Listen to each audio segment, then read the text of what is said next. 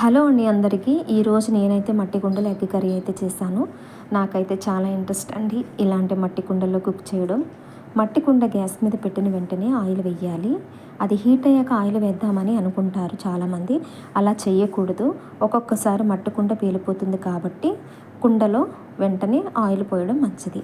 మీరు ఇలాంటి కుండల్లో వంట చేసేటప్పుడు కొంచెం దూరంగా ఉండి చేయండి. ఒక్కొక్కసారి ఈ మట్టి పాత్రలు పేలిపోయే అవకాశం ఉంది కాబట్టి కొంచెం దూరంగా ఉండి చేయండి. అలాగే నేను ఎగ్గలోకి కొన్ని సోయా చంక్స్ కూడా తీసుకున్నాను.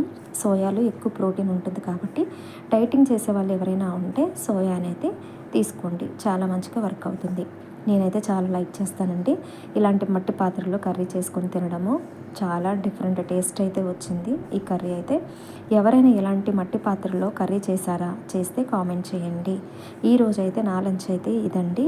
మరి మీరైతే మీ లంచ్లోకి ఏమేమి తింటున్నారో నాకు కామెంట్ బాక్స్లో తెలియచేయండి. థ్యాంక్